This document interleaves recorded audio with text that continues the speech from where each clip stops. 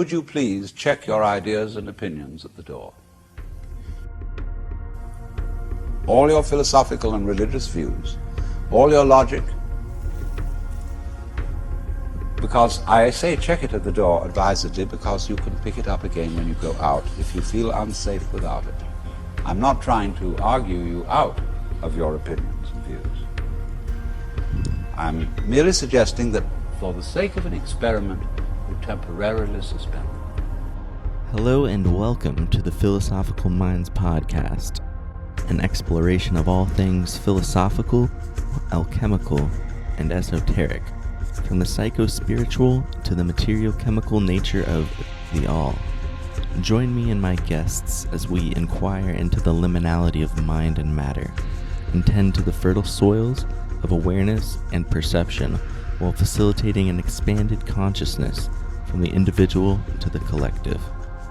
If you enjoy the show and find it of value, consider supporting and becoming a patron via the Patreon at patreon.com/philosophicalminds.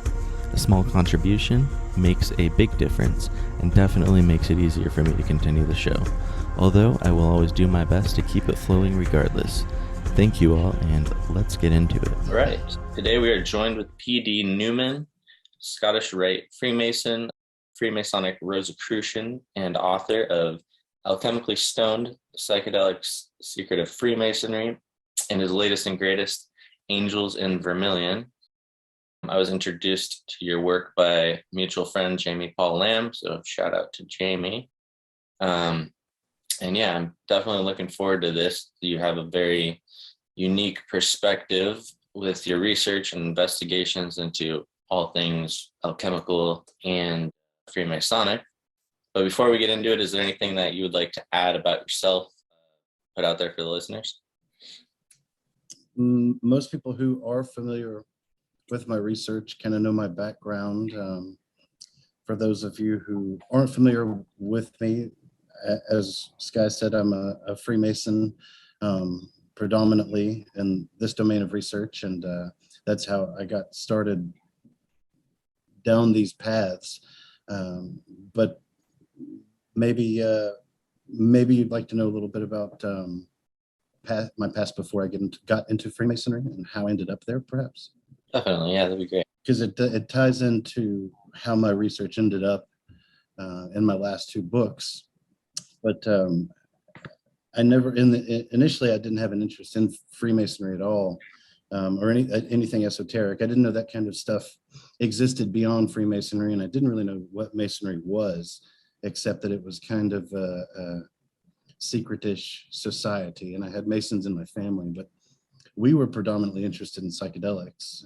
My family and I, when I say my family, I mean my brother, who was 14 months younger than me and was kind of my partner in crime growing up, researching things like psilocybin mushrooms and salvia divinorum and all of those different earth-based entheogens that we were really preoccupied with, in addition to things like LSD and MDMA, the latter of which we used a lot less, and I still am not very familiar with that chemical, but we were doing a lot of experimentation with that kind of stuff, and didn't really what to do with our experiences once we started taking higher doses and kind of started having what we call contact experiences,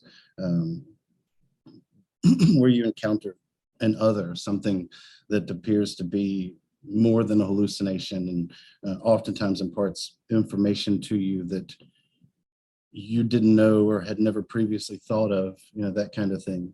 And to kind of put that stuff in a workable perspective, that's how I ended up in Freemasonry, going back and saying, well, I need something to get my feet back on the ground so I know how to work with this, if it's a legitimate phenomenon, or else understand is it just a psychological phenomenon, and proceed accordingly. But that's how I ended up in Freemasonry. Wasn't looking for psychedelics. So of course, when I became a Mason and ended up encountering, as I point out in my first book, Alchemically Stoned, encountering the acacia in the Master Mason degree, I had no idea that I would see that there. I didn't know that was there. And once I did see it there, I further really tried to not entertain the notion that it had anything to do with the DMT that I had previously extracted from acacia and the process of our research, years prior. So that's kind of in a nutshell how that book came about, and what my background's in accordance with the production of that book looks like. Yeah, that's fascinating. Yeah, anyone that digs into the esoteric will inevitably bump up against alchemy as well as Freemasonic history, most certainly. But not too many are looking at the convergence between the two. At least I haven't really found much of that until I was introduced to you and your work. So I think it's really cool, and you've gone pretty deep. And I believe your most recent work, Angels and Vermilion, is somewhat builds and expands upon Alchemically Stoned. Maybe firstly you can touch on kind of the general premise of Alchemically Stoned and how it kind of evolved into your latest and greatest, Angels and Vermilion. Sure. So as a Freemason, I hadn't been a Mason long, but I was very fascinated with what I was encountering, and I wanted to learn as much as I could, which is pretty typical of new Masons. As a zeal is characteristic of young Masons. So I started reading everything I could, in addition to the degrees through which I went. I was reading any other degrees that I could find, and one of the first what you call fringe Masonic orders that you kind of encounter when you're researching this territory is what's called Cagliostro's Egyptian Rite. And a lot of people have confused this with what's called the Rite of Memphis Mizraim, because both of these orders style themselves Egyptian, but they're really not connected. Memphis Mizraim is a organization that's largely derivative of the Scottish Rite, while Cagliostro's Egyptian Rite is a 3-degree system that's meant to be very much not a replacement for Master Masonry, regular Masonry, even though it kind of, he indicated that it should be later on. But in the beginning, it was meant to build on it, like almost like another system, but still analogous to that system, the same kind of structure, 3-degree structure. So I was reading in Cagliostro's Egyptian Rite. My wife was in college at Ole Miss in Mississippi, and we were living in the dorms. And I was just trying to pass the time by because she was always going to class, and I was usually writing and researching. And this particular day, I wasn't necessarily researching. I remember I was just trying to pass the time by, and I opened this Cagliostro book. It was actually Pip Falk's book that she published with Robert L.D. Cooper called The Masonic Magician. I think the subtitle was The Life and Death of Count Cagliostro in His Masonic Egyptian Rite, or something like that. But I opened it up in the end where the ritual is reproduced in full, and there he's saying something about drinking acacia. Now, of course, I had to read this probably 5 or 6 times to make sure, is this what I actually read, or am I just imagining something? And no, I went back and I wanted to put it in context. So I read the whole ritual, and sure enough, he's saying that the candidate for initiation needs to drink this concoction of acacia so that it will raise his spirits, so that he can understand this, something that he's about to say to him, indicating that without drinking it, you're not going to get what I'm going to say, and this is really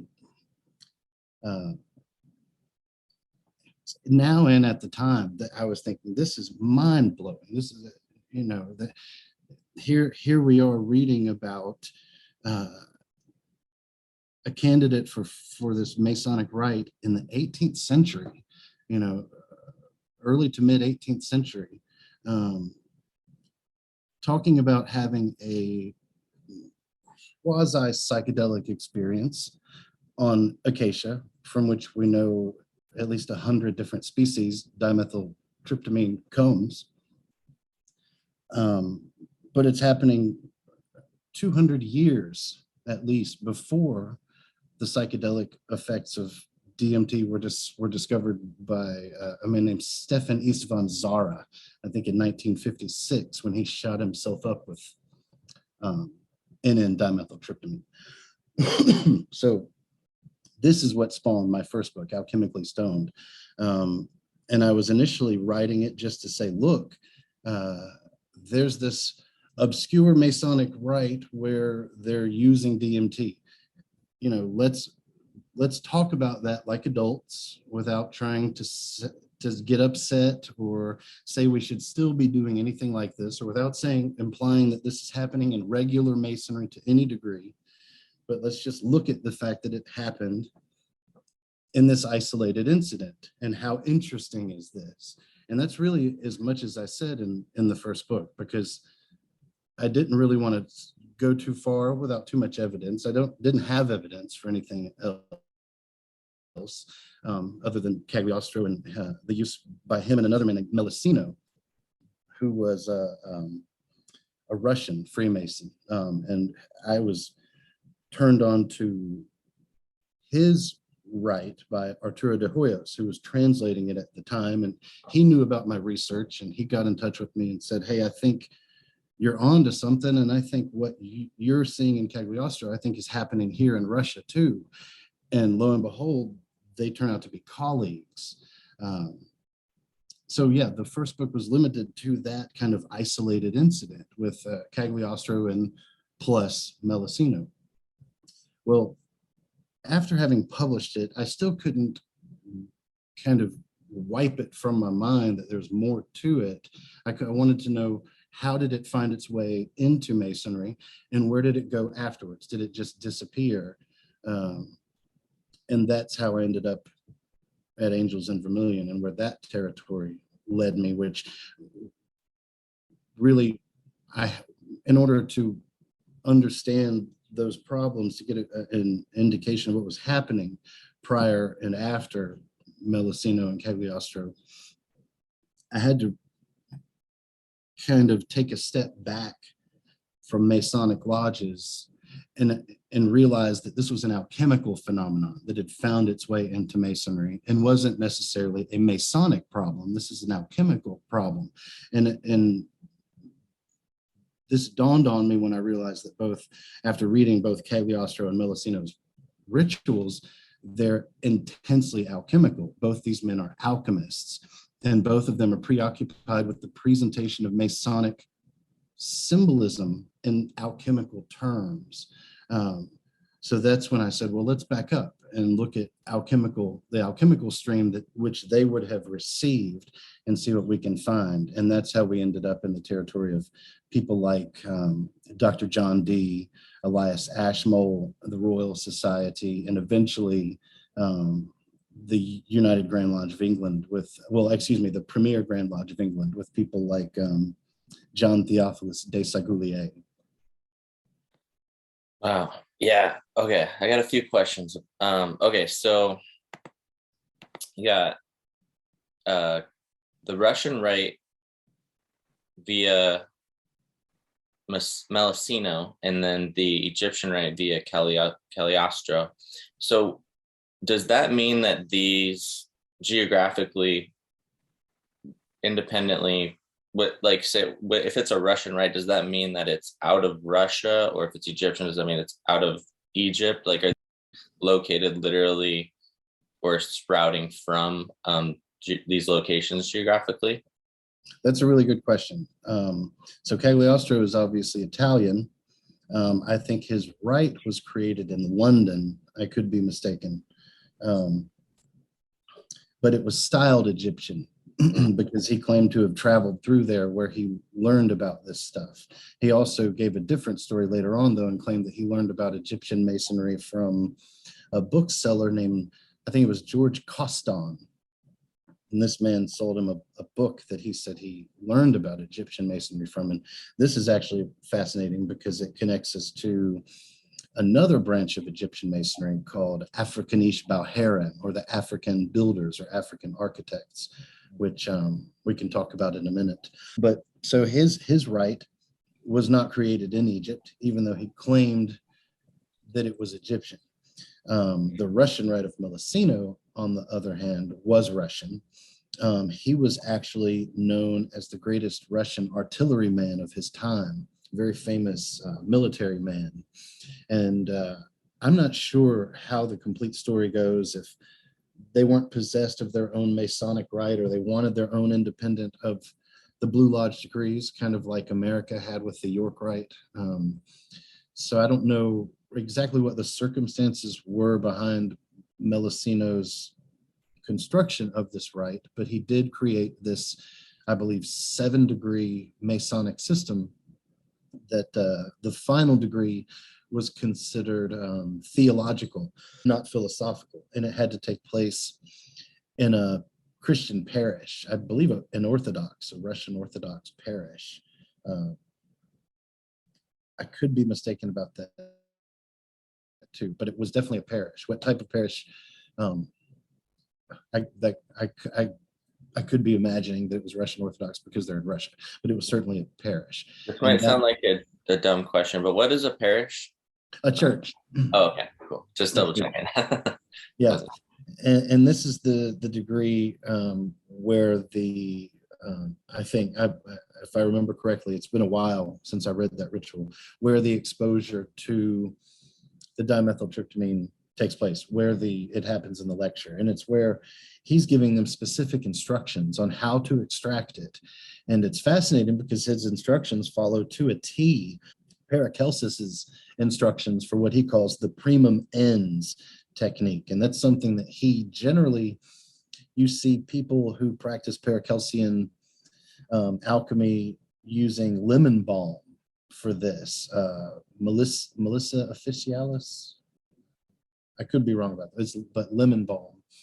And when you do it with lemon balm, it creates this brilliant green color. And that's what he's describing, is if you do it with lemon balm. But the thing is,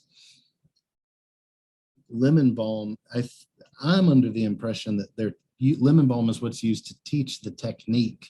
The actual prima materia, if you do this same technique with acacia, then you get DMT instead of this extract of lemon balm. And so when he's describing this extract, he's describing the process that Paracelsus gives us, but he's saying it's with DMT, because he's saying DMT is the stone. Acacia. He's saying acacia is the stone that we're using in his system. So in the Paracelsus, the prima mens technique is essentially what modern DMT techs call, well, there's a name for it. It'll come to me in a second, and I'll interrupt you when you'll be speaking to me, and I'll interrupt you as soon as I remember, but I'll remember in a moment. I was curious, in terms of the time frame between Melusino or Paracelsus. Was Melusino pre-Paracelsus, or was Paracelsus pre-Melusino? So in alchemy starts with this Egyptian figure named Zosimos. It precedes him, but he's who wrote this stuff down that we get this from. He was an Egyptian priest, and he was concerned with statuary and statue paraphernalia. And in the Egyptian mind, during his particular era, his dynasty that he lived in, which was pretty late, I think 2nd century, statues would be made in the image of particular deities. But the way these statues were animated, not the way they moved on their own, but the way they were instilled with anima or soul, the way they were animated, there were several methods: incantations, the use of different drugs, plants, herbs, pharmaca as they're called, and color, principally color, and the means by which metals are dyed to these colors, which correspond to the deities, thus allowing the deity to animate the statue. The means by which those metals are tinctured with those colors are secret, are kept the secret of his priesthood. So originally it has nothing to do with transmuting base metals into gold. It has to do with making a metal the color of gold. But by the time Europeans get these same texts in their hands, they really don't know what they're looking at, and they assume it's saying transmuting this one metal into another metal, when that's not actually what it means. And, but the means by which this is affected is something called the philosopher's stone, the lapis philosophorum. So the lapis philosophorum, it's a problem on its own. You have to have something called the prima materia, which is itself a secretive matter. Then through a secretive process, you transmute that into that prima materia, primal matter, into the philosopher's stone. And then by properly applying the philosopher's stone, you can transmute base metals into gold, which that itself becomes the language of metaphor. It becomes an allegorical trope. By the time we get into later European alchemy, that's not to say there weren't plenty of people looking for that solution, actually trying to transmute base metals, but that's not what Zosimus was saying.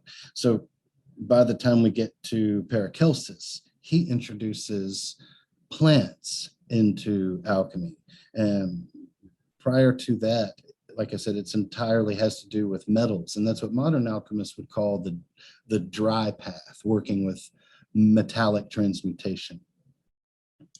Paracelsus introduces the wet path, using herbs. And it's through this preoccupation with herbs that we finally end up with the school of alchemy that we find with people like Cagliostro and Melissino. So Paracelsus certainly preceded Melissino and Cagliostro by some 2 centuries, if I'm not mistaken. Okay, cool. And I think you did mention, so they did actually discuss the preparation method that they were using. I was wondering, was this the Banisteriopsis capi Psychotrios verdes combination, or what were they in these rites of Cagliostro and Melissino? Did they have matching preparation methods for preparing DMT for their rituals, or what? Can you lend a little bit of insight That's a good question. So the plants you mentioned, Banisteriopsis capi and Psychotria viridis, those are the 2 Amazon basin plants that are used to make traditional ayahuasca among the Shipibo people in that region around the Ucayali, I think it's the Ucayali River. I'm probably not pronouncing that right. But Cagliostro, he is saying he's using an Egyptian system. And this is interesting because the acacia is a predominant symbol in Egyptian religion and art. You see it in, for example, Jamie Paul Lamb, who mentioned my research to you. He has a wonderful quilt, almost like a rug that's on his wall. That's a famous Egyptian picture of an acacia with birds nesting all in its branches. But it's an acacia. It's an acacia nilotica is what it's suspected to be by different researchers who have looked at it. And I agree, it looks like acacia nilotica. And in Egyptian mythology, acacia is regularly associated with the death of Osiris, not just his death, but with his resurrection. These motifs surround the acacia. And again, it's probably acacia nilotica, which is an Egyptian species of acacia that is possessed of DMT. It's also mentioned in a story called Anpu and Bata, which is, I added it as an appendix to Angels in Vermilion. But it's a story about 2 brothers that is very similar to the story about Osiris and Set, but instead it's Anpu and Bata. And it ends up being, one of them is murdered, and his heart is placed in an acacia tree. And by chopping this down and making a beer out of the wood or out of the blossoms, something mystical happens. It's a very strange text. Like there's people speaking disembodied persons, but it appears to be visions of this person who has died. He's able to almost like the Zagreus, Dionysus Zagreus story, where the heart is eaten by Semele, but it's able to kind of resurrect the spirit of him. So yeah, it would be a species of acacia, and probably Acacia nilotica. Now, the other plant you mentioned, Banisteriopsis caapi, that's the plant that makes dimethyltryptamine orally active in normal cases, because usually if you just eat a little bit of plant containing dimethyltryptamine, nothing happens, because there's a compound in your stomach called monoamine oxidase that destroys that compound before it has time to pass the blood-brain barrier, get into your system. But with Banisteriopsis caapi, it inhibits that because it has a compound in it called monoamine oxidase inhibitor, or MAOI, that makes the DMT able to get into your body and give you the psychedelic effects that it has. Now, Cagliostro doesn't mention an MAOI. He just says, drink this liqueur on the master's altar. And he says that the liqueur is acacia.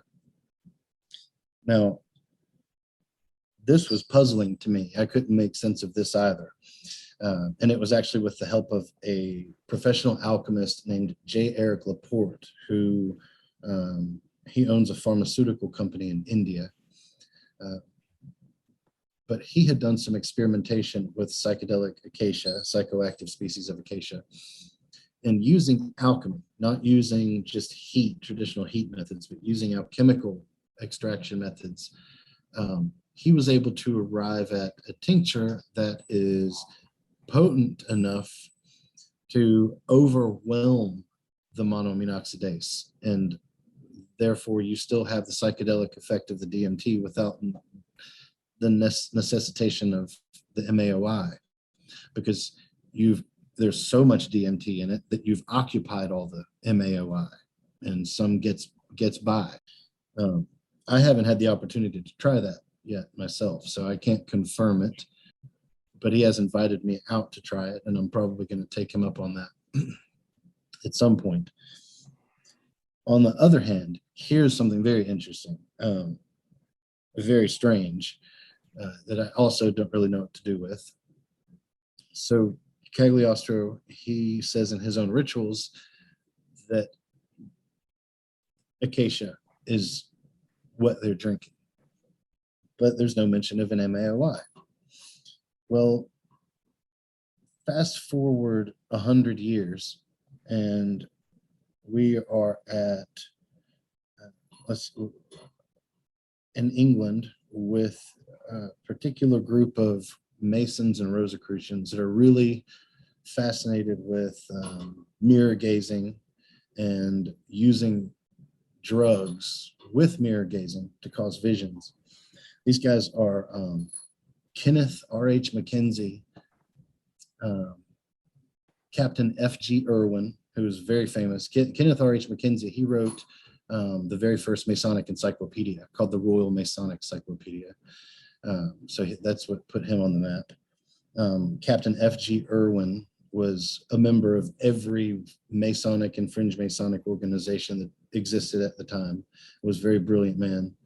His son, Herbert Irwin, was too young to be a Mason, but he was the seer for this group of occultists, because they had to have a virgin seer according to this tradition, which you also see in Cagliostro's system. He has a virgin child that has to be present in order to see these angels that determine for him whether or not a candidate is able to be admitted, whether they're worthy to be admitted. So his son, Herbert Irwin, is their seer, and their teacher is this man named Frederick Hockley, who is a very shadowy figure. He translated a lot of alchemical texts, a lot of grimoires. He was a bookseller. He was a member of SRIA. and basically admitted to SRIA with no questions asked. He didn't even have to show up for his initiation. They just wanted him involved because his Rosicrucian connections were unquestioned. So the people who created SRIA saw it was very important to have him affiliated with the organization. These gentlemen are giving opium and hashish to, well, they're giving him laudanum and hashish. And laudanum is opium that's been dissolved in wine. And they're giving it to Herbert to put him in a trance state so that he can use magic mirrors and crystal balls and speak to disincarnate entities and angels. And he starts contacting Cagliostro. And you can read the entire transmission in this, what's called the Book of Magic, published by, I can't remember who published it, but the author is Herbert Irwin, and it's these Cagliostro transmissions.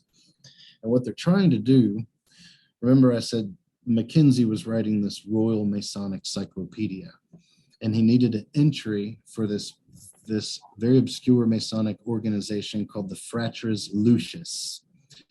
Fratres Lucis were a splinter group of the first Rosicrucian order to surface following the initial publication of the manifesto. It's this German group called Der Ordens des Gold und Rosenkreuz, created by a man named Hermann Fichtold. And Fratres Lucis was a splinter group of this created by a man named Eckhoffen. Eckhoffen, he also created a group called the Asiatic Brethren. But they want information on Fratres Lucis for this Masonic encyclopedia so that it will be complete, but they didn't have any actual documents on the order. So Herbert contacts Cagliostro 100 years after his death in this crystal ball or magic mirror and questions him about the Fratres Lucis. And he says, and Cagliostro says, of course I was a member, Fratres Lucis.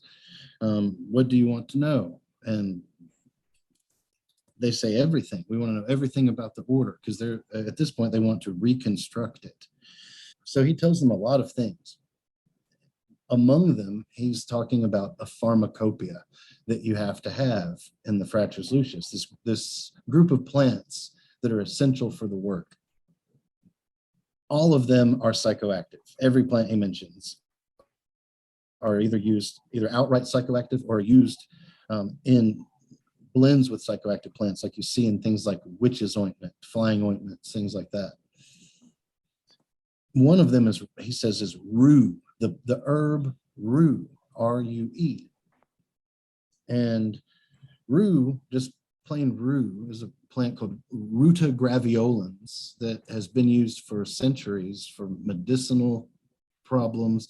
It was used in the church, the Catholic Church, as a way to dispense holy water. They would use it to kind of splash the crowd with it. But that's not what he was talking about. He's talking about something else. And their master, their teacher, Frederick Hockley, he reads this transmission. He doesn't ask them any questions about any of the other plants. He wants this herb rue, and they don't give it to him. He writes them again. He says, by the by, I have requested this herb rue. I want the recipe to try it. Now, herb rue, you would think is one thing, but he specifically is saying it's a recipe. Now, what would a recipe be? What could he be talking about? So he asks about, because Cagliostro tells him it's not regular rue, it's his herb rue. So they ask him, what are the effects of it? And he tells them the effects. He says it's things like mental clarity. It could cause sweating. It causes heightened mood. All of these different things that are consistent with the effects of monoamine oxidase inhibitors with MAOIs. So much so, for example, the MAOIs are used to this day in modern medicine and psychiatry to treat things like bipolar disorder, because it does cause things like mental clarity, but it also causes things like sweating and nausea. And both of those things are mentioned in addition to mental clarity and euphoria, things like this.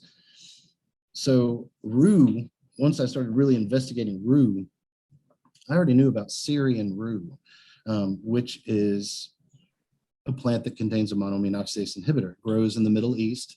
It's used as an incense called asfand in Islam and Sufism. But I was thinking, surely it's not this. It can't be this. That's too clean. It would be way too clean. But the more I looked, I found out that they didn't call it Syrian rue, but they called it savage rue or wild rue. And this shows up also in Greece in the work of Pliny the Elder, where he says that savage rue is not the cultivated rue, but it's something that grows wild. And if you take a bunch of it, it acts like a poison. Well, this is also true of monoamine oxidase inhibitor. It's certainly toxic if you take too much of it. I'm pretty certain it can kill you if you take too much of it. So yeah, okay, here's this 100 years later. All right, we're back from a little bit of technical difficulties. So we're just in the middle of discussing all of your research and findings with the rue. You just pick back up wherever you feel. Yeah, I think you probably heard as far as Pliny the Elder mentioning it and calling it, he calls it wild rue or savage rue, and says that it's the wild version of the common rue, and that it's actually poisonous if you use too much of it, which again would be true of monoamine oxidase inhibitors.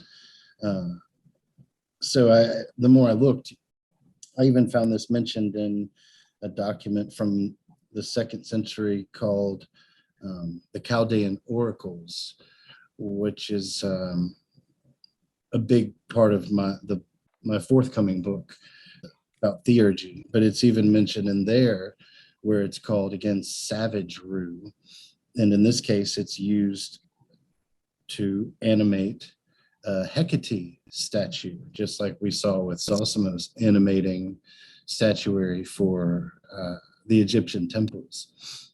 So yeah, even though Cagliostro makes no mention in his degrees of the MAOI, which would normally accompany the use of DMT, 100 years later, it's claimed that his spirit did. And I find that interesting because, regardless of whether or not believe that his spirit did actually communicate this to Herbert Irwin, young Herbert Irwin, it raises an additional question of, well, then how did they know about it? How did Herbert, we know they were already using drugs. This is a drug, and it's part of his Fratrus Lucius Pharmacopoeia. So is it something they knew about themselves and for whatever political reason needed to place it in the mouth of a deceased Cagliostro to maybe legitimize its use for a newer generation? I really, raises all kinds of interesting questions. But again, he does mention it 100 years later. Wow, that's fascinating. Well, one thing I wanted to ask you before we kind of move on, I always like to ask people their active definition of alchemy. So I was curious, if you had kind of just a general idea of how you would define alchemy. I guess I would define it as the science and art of transmutation and specifically transmutation in the direction of transcendence, moving up and not down. Whatever domain you're talking about, if we're talking about man, metals, plants, in the domain of plants, the same metaphor, the same analogy applies where we're removing the dross, taking away everything except for the drug, except for the stone, what the alchemists called the stone of the plant. So yeah, I think the science and art of transmutation in the direction of transcendence would be my. Like that. So I've heard you mention all the various books that you've acquired for all of your research, and I wonder about some of the interesting texts that maybe you've come across with all of it, and if you maybe ran into any blocks, like in terms of maybe untranslated Greek, Latin, or Arabic texts, or did you primarily stick to what you could find in English translations? And yeah, I just personally, I love, like kind of poking through archives of old alchemical texts, and there's literally like thousands. So I kind of wonder about your filtering process and how you kind of went about it. And then, yeah, second, I wonder if you came across just any like really interesting or unique texts that may have stood out that you find noteworthy, anything like that. Yeah, yeah. A number of texts. It was in that research that I encountered a text by a man named Solomon Trismosin, which is probably a pseudonym, but the text attributed to him is Splendor Solis, and it was investigating. I was investigating the transmission of DMT, trying to find more evidence of it, of that lineage. But what I found in that document was actual depiction to and allusion to mushrooms. And that one is very clearly depicted two tiny little babies, like carobs kind of, taking mushrooms from or giving them to ravens, which are perched on the same, it's on the frame of this image. And everything about this image, from the ravens to the image depicted on it to the image depicted below it, which is a biblical scene, is indicative of psilocybin mushrooms. I say psilocybin mushrooms certainly, but I suspect psilocybin mushrooms are what are being indicated. And I published that research on the blog of Tria Prima, which is the publisher for my last book, and it's called Trismosin's Truffles. And it looks, if you want to check that out, if the listeners want to check that out. Did you have like a particular method that you use to kind of filter through? Because obviously there's just so much, and there's just a vast amount of different texts that you can poke through. And I'm sure that maybe you kind of had some kind of selective process in kind of filtering through all of these different texts. And I was kind of just curious about what that was like. And I pretty much chronologically from Paracelsus up. So everything from his era, because that's where plants got introduced. Prior to that, there's really no indication. Now, this goes back to your previous question also about things that maybe I ran into a wall.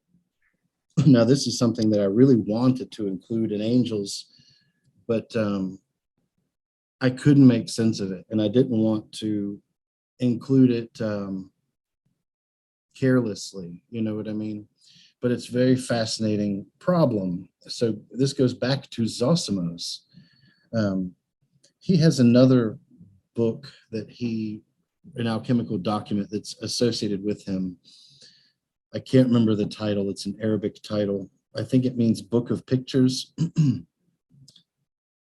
But in it, there is a picture of what is clearly an acacia tree. It's got the same bipinnate compound leaf structure that we see in acacia species. It looks almost identical to that Egyptian tree that I described on Jamie's wall. It's an acacia. And next to it is a man wearing a robe and a turban, and he's pointing at the roots of this tree. Now, the roots of the acacia, that's of course in most psychoactive species of acacia, that's where we're going to find the compound we're interested in. You can find it in the aerial parts of some species, the fruit, the leaves and flowers, but most of the time it's going to be in the inner root bark of acacia species, mimosa species. So he is pointing at the roots of this thing. So I think, okay, what's going on? Because there's supposed to be no plants in alchemy yet. I start really digging and find this translation that says that he's specifically talking about acacia in this. I got really excited and thought, well, here we are. If the transmission started anywhere, it has to be here with this. And this was brought to my attention by a friend on Instagram, actually, who read it before I did. He brought it to my attention, and I would name him, but I haven't asked him if that would be okay. So if you're listening, I'm not trying to not give you props, but also I haven't gotten your permission. But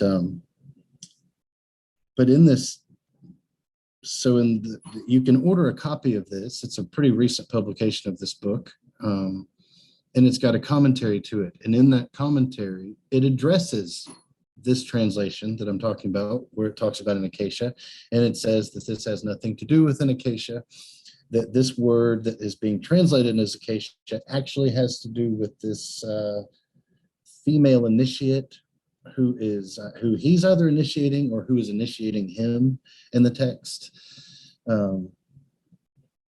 So because I can't read the original and make sense of it myself, I couldn't in good conscience include it, but I really wanted to. You can see why. I mean, it's such a clean little bit of evidence, but yeah, so that's a good example of a wall I ran into. I think. Yeah, I love that kind of stuff. It's just interesting. And it kind of provides little leads for anybody else who, wants to veer off and explore these things as well. Right. Something that I found, I wonder, like sometimes I'll poke through these old English texts and I wonder if you've come across this, but I think it's like the letter S. For some reason, it's often replaced with, it looks like an F. Mm-hmm. Have you seen that?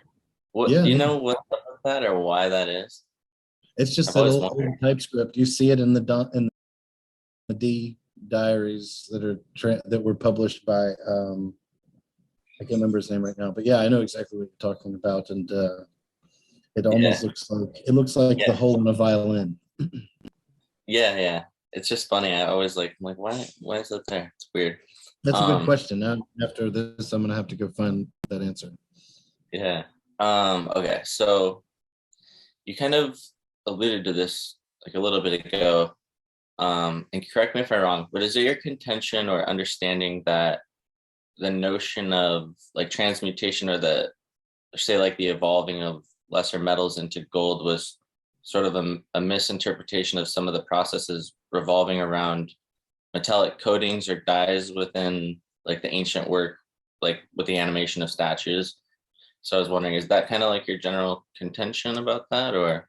Yes, absolutely. I didn't come up with that on my own. That's the general consensus of the most recent scholarship in that domain. I would point you and the listeners to a book by Shannon Grimes. I think it's called Becoming Gold. I could be wrong. It's been a while since I've read it, but she's the one that really hipped me to what was happening in those temples in terms of metals and what was expected of alchemists. And the picture she painted is vastly different than the one we get from most books that purport to address the problem.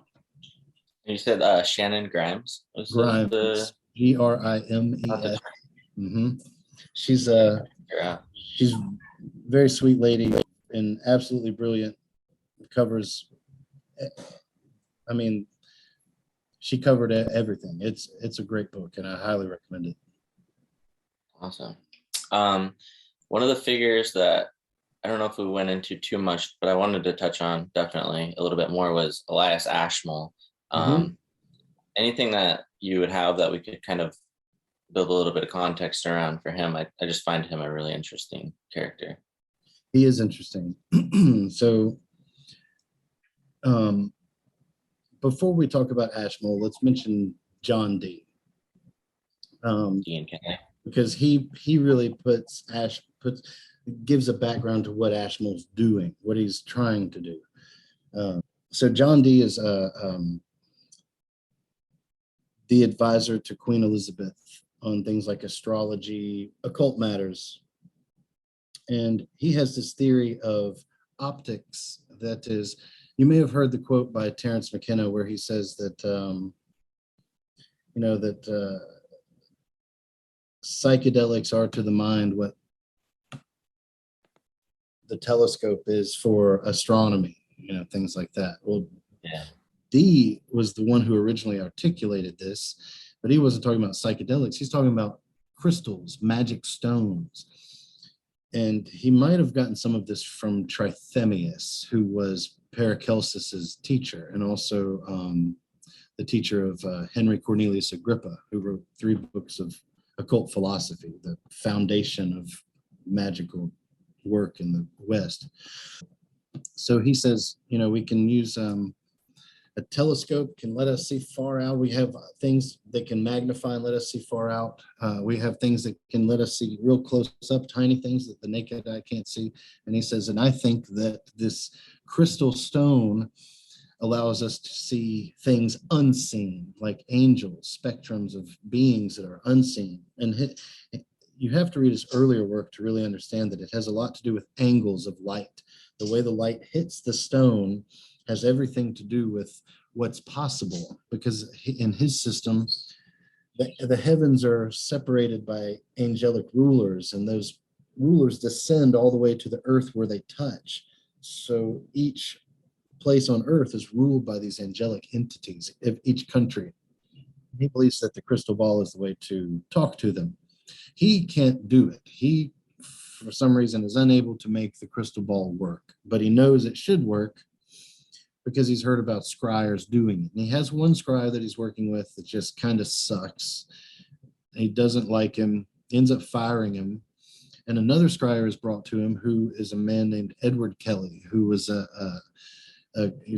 was an alchemist of ill repute. He had had his ears cropped and had been pilloried for the crime of coining, which is an alchemical crime. It's counterfeiting metals to make them adulterating metals, make them look like they're gold or silver when they're really copper or tin. So he was already kind of had a bad reputation. And he sits down to scry for Dee, and he's immediately successful, amazingly successful, according to Dee's diaries.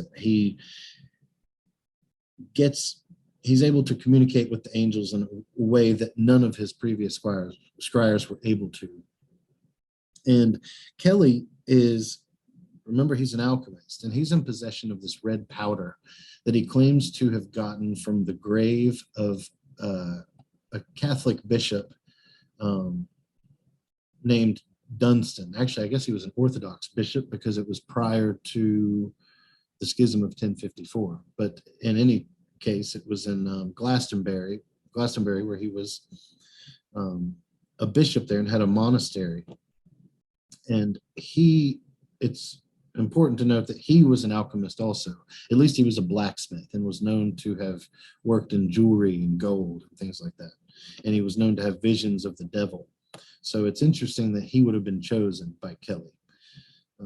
Kindred spirits, And this powder, we don't really know anything about it from the writings of the angels and from Dee, but we know it exists. Well, this brings us to Elias Ashmole, who is, he's from Litchfield. He's an antiquary, and he ends up being Dee's archivist. He receives all of Dee's papers, and he, at the time, is very interested in working this system. He wants to communicate with angels in the same way that they were. But even though he has these papers, he doesn't have all of them. He's missing 7 papers, which were actually burned, used as kindling for the hearth by this maid before they figured out what they had. So he's missing 7 pages, but he has most of it. And he gets some results, but not anything like the results that are reported in Dee's diaries. And he decides that it must be this red powder. it has to be the red powder that makes Kelly be able to see angels. Now, as a researcher into entheogens and psychedelics, in the back of my mind, upon reading this stuff, I'm already thinking, well, contact with angelic beings, what are described as angelic entities, is probably the most common experience reported by people who use DMT. But, I try to keep thoughts like that hushed down and be, as skeptical as possible when I'm reading this evidence. And so he decides it's got to be this powder. And he's a member of this new organization called the Royal Society. Now, he comes to Robert Boyle, who is the official founder of the Royal Society. He was later elected president of the society, which he turned down. And he's a famous scientist in his right. He's considered the father of modern chemistry. So it's very interesting to find out that he was also investigating the same thing that Ashmole was. Ashmole says, we need to be investigating this red powder. He says, well, that's interesting. I'm already investigating this red powder. And it's supposed to let you talk to angels.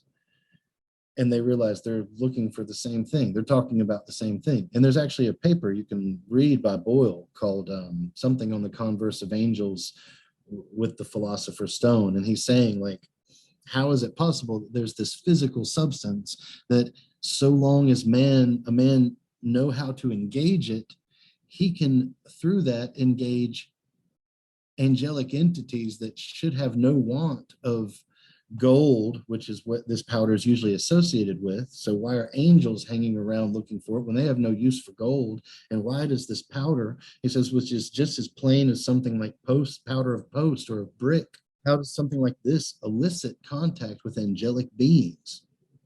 So he gets the problem. He knows the concept is, he gets it. There's a stone that makes you talk to angels. So their interest in this causes one of the earliest investigations of the Royal Society was into psychedelics. It causes this all-out research into drugs. Well, not just drugs, but anything that would cause an altered state of consciousness. But drugs is central to this. And we know because the Royal Society in 2010 put it on display this document called Boyle's Wish List, I think is what it was called. And it gives this list of items that he wants to acquire for the Royal Society to study. Central to this is drugs.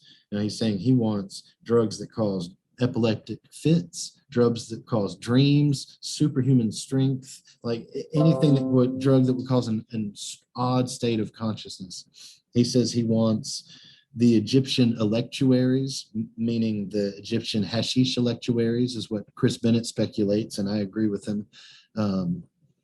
He says that he wants the fungus mentioned by the French author. And again, Bennett is the one who speculates that he's talking about fly agaric, which is Amanita muscaria, a psychoactive mushroom that is also mentioned in the Rosicrucian documents as early as something like 1710. Alluded to anyway, not mentioned. It's alluded to as a fruit that grows from the roots of certain trees after the rainy season, and you have to harvest it when it's in fruit or you'll miss it. And it's described as red and white. And of course, fly agaric is mycorrhizal, meaning it only grows within the root systems of certain trees, and that after the rainy season. And of course, a fully mature fruiting body has a red peleus covered in white spots that are remnants of what's called the universal veil. It's the famous Mario Brothers mushroom, the Alice in Wonderland mushroom that makes you big or small. So they are all out looking for psychedelics. And I think what they ended up finding and settling on as the solution to this problem was they found a peanut, yopo. snuff, which is it's a DMT snuff used by peoples in the Caribbean, and it comes from two trees called Anadenanthera colubrina and Anadenanthera peregrina. Now, these aren't acacia, but they're close cousins of acacia, and they were previously not characterized. They were previously labeled as acacias. For example, when Avon Humboldt investigated the use of yopo among the natives there, he documents the trees and calls them Acacia neopo. Well, they've been reclassified as Anadenanthera, colubrina, and peregrina. But back when they would have been investigating it, it would have been listed as acacia. Now, we don't know if Ashmole or Boyle themselves ever went to the Caribbean and encountered the use of this substance, but we know that they were very interested in cartography, and they were interested. They're trying to document all the sciences here at the Royal Society, and one of the things they're interested in is maps that are correct. And in some of the most famous maps and examples of cartographers we have, one of them is the documents of Christopher Columbus. On his trips to the Americas during the 1490s, around 1492, he is actually the first person who documents the use of DMT, of yopo, among these natives, talking about how they use these tubes to blow this powder up each other's noses and go into these weird states. So that's my suspicion, is that through that documentation, the Royal Society, who were already investigating psychedelics, got hip to the use of this powder, because it's described as a red powder they're blowing up one another's nose. They're already looking for a red powder. So it would have been, immediately they would have raised their ears to something like that. And I think that's how it found its way into Masonry, because in the Royal Society, also a member there is Isaac Newton, another alchemist, a person who is, if not a practicing alchemist, certainly preoccupied with alchemy. We know that, for example, he had George Starkey's recipe for the transmutation of the Philosopher's Stone copied down in his own hand, found in a private collection, I think in 2016. And his research assistant was a man named John Theophilus de Sagoulier, who was the third Grand Master of the premier Grand Lodge of Freemasonry in London. This is particularly significant because it was during his stint as Grand Master that acacia was introduced into the Master Mason degree. Prior to that, and if you care to research it, look at any Masonic degree prior to the 1730s, every single example, whether it's a legitimate Masonic ritual or whether it's an expose, none of them will say acacia. They'll all say cassia. Cassia is a plant from southern China that's kind of like cinnamon. It's called Cassia cinnamonum or cinnamonum cassia. I get it backwards, but it's like cinnamon. And again, I point this out in the book. I don't know how cassia got in there, except maybe that, and originally was that we see cassia referenced in the Old Testament during funerary rites, for embalming rites, which for anyone who's been through the Master Mason degree, that should immediately make a little bit of sense, because it preserves the body, right? And we're talking about the immortality of the soul. A lot of people have the misconception that Hiram in the myth is raised from the dead. He's not. He's interred, but we don't get anything about him coming back to life. So that's an important distinction. And I think that is a kind of a clue into why cassia would be something that would indicate immortality. Now, acacia, they say, indicates immortality of the soul because it's an evergreen. Some of them are evergreens, most of them aren't. Some acacias are evergreen. But it is interesting that DMT will give you an experience of what people describe as an out-of-body experience, which to anyone who believes in the soul, that would seem to be immediate proof of it, at least evidence in the direction of that proof. And there are lots of other kind of strange things about the acacia and why it was chosen. But again, it didn't show up until Desaguliers put it there. And I'm not just saying that on my own.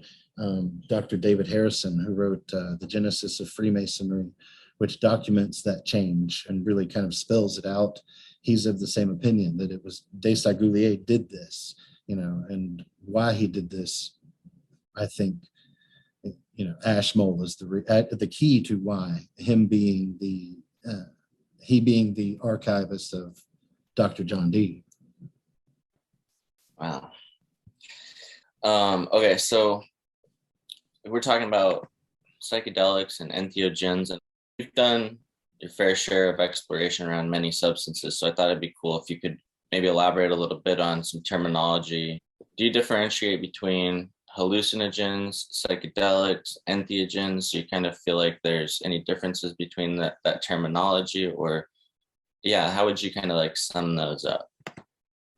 All of those, every different drug that we take has the potential to be any one of those, in my understanding. The first name that was kind of applied to these substances outside of just drugs was by Humphrey Osmond. He called it psychedelics, which means it's a combination of two Greek words. It's not a Greek word, but it's a combination of two Greek words, psyche and delos, which ultimately means to manifest the mind or the contents of the mind, or the psyche, psyche. Now, the Greek word use of psyche is not limited to mind. In fact, mind, is nous in Greek, and psyche is a completely different notion. But whether we're talking about the mind or the soul, I think it's equally applicable, and it makes sense for the listener, however you want to think about that. But it means to manifest the contents of the mind, ultimately, of the psyche. They can do that. If you take them, there's no question that it can do that. It can exasperate your current mindset, which is part of why the doctors at Harvard came up with the notion of set and setting, saying that these are the things that dictate a trip, which is nothing new. Anybody who has been through ritual knows that the ritual, of course, dictates what happens. Set and setting is just a modern complex word for ritual, good ritual. So it can do that. It can also make you hallucinate. It can make you see things that aren't the contents of your mind, that are just fucking random things, that most psychiatrists are going to say, well, if you're seeing it has to be the contents of your mind. I can't prove that myself. I've seen some wacky stuff that I'm just not convinced I'm the source of it on these substances. The problem of what we're actually seeing is, we'll leave that for another discussion, but hallucinations versus psychedelos, those are two different experiences. Seeing something that's absolutely meaningless and has no basis in any reality, mental or material, versus seeing something that is psychologically useful, that is, you can say, well, this is the content.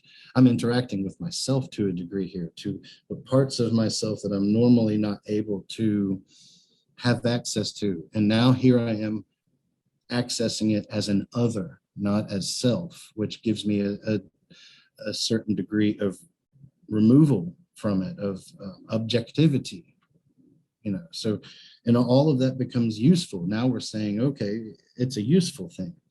When we say it's an entheogen, though, we're saying that it has the potential to generate an experience of either a God within you or the God within you, depending on how you interpret that. LSD, mushrooms, ayahuasca, they could be any one of those things. I think what changes whether or not you will have one of those experience. Which variety of experience you'll have is just like it talks about in the parable of the sower, about the prepared soil. If seeds fall on unprepared soil, they're not going to germinate. But the ones that fall on prepared soil have the potential to produce something useful. I think that useful something, we're approaching psychedelic versus hallucinogen. Now, for a lucky few, and I mean, I really mean that, because it doesn't, just anybody who takes DMT or psilocybin isn't just going to have a divine encounter or an experience you would call spiritually revelatory. It's a very lucky thing, even if you have prepared your soil to a proper degree.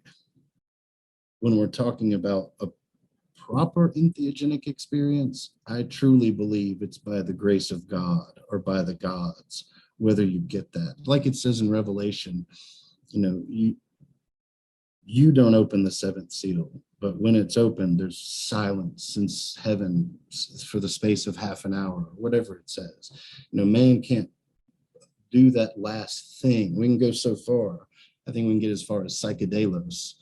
But and I'm not a materialist. I believe in God. So I do believe that entheos part isn't just in word, that there is the potential for an experience of something we call the divine, but it's largely by the grace of that something, whether or not we get from psychedelos to entheogenesis. And I think a lot of people might disagree with me on that, but those are my feelings on it. I love the way that you articulated all that. So DMT, aka the spirit molecule, I may be a little bit biased, but I would definitely say, if I was to look at many of the individuals that I know who have engaged with DMT, they are the more, I would say, aware people that I know, and that's not me saying that everyone should be engaging with DMT, because there's obviously many for whom that would not be ideal. So, but yeah, I just think there's something very profound and illuminating to that for, say like prepared soil or whatever. Right. So I just want to put that out there. But yeah, speaking of DMT and the spirit molecule, I have had the privilege to interview Dr. Rick Strassman, and cool. I found out, I think from Mark Stavish, that I think it was actually the Scottish Rite that had largely funded his research. And I don't know if many people are aware of that. So I definitely think that that's amazing. And I did want to put that out there and draw attention to it. It's a subsidiary of the Northern Masonic jurisdiction called the Scottish Rite Schizophrenia Research Foundation. There was a guy who was a famous LSD researcher named Daniel Xander Friedman, who was on their board, and he was interested in Strassman's research and told Strassman to apply for the grant, and told him he'd do everything he could to get him the grant. He applied for it, got it, and started doing the first experimentation with a scheduled narcotic with a hallucinogen on humans since the 70s. And he, in New Mexico, I think he administered something like 400 doses over, I can't remember how long the research was, but yeah, the Scottish Rite paid for it, which I think is very interesting on a number of levels. Because it's a Scottish Rite Schizophrenia Research Foundation. Now, we mentioned Humphrey Osmond earlier, who coined the term psychedelic. He was investigating mescaline, which is the hallucinogen found in peyote cacti and in a number of other cacti, including the San Pedro from South America that many of the listeners might have seen on Taboo episode, where they go take that stuff. He is interested in a model of psychosis called the psychotomimetic model, which is the notion that psychedelics mimic psychosis. That what's happening on psychedelics is the same thing that's happening to a person who's having a psychotic break with reality. So he postulates that if this is the case, then it means there must be a substance, an endogenous substance in our bodies that we produce under certain circumstances that causes those experiences. He calls that substance M substance, which I think, if I remember right, means mescaline-like substance, because he's saying it's a substance in our body like mescaline that mimics it, or that mescaline itself is mimicking. But they eventually abandoned this model, the psychotomimetic model, because they couldn't find anything in the body that caused those experiences. They were like working with things like adrenochrome, which is where we get all the weird adrenochrome mythology from, that we see in Hunter S. Thompson, things like that.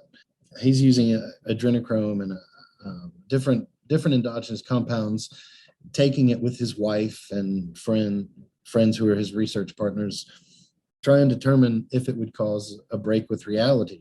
Now, I think they feel they get pretty close with one substance, but it didn't cause euphoria. It caused extreme dysphoria, and they had terrible experiences with it. But they thought that if it was anything, it could be that. But it was eventually abandoned.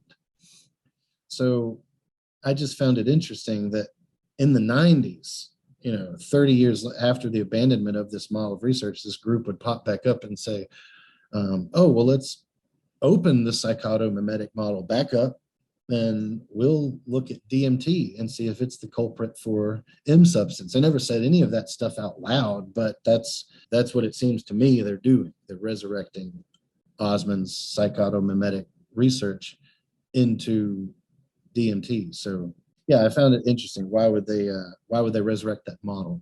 And there's some other weird stuff that if you talk to Strassman, he might have told you some of the weird encounters he had with people from the Scottish Rite, from the foundation, insisting on him giving them the research, the findings before he had published.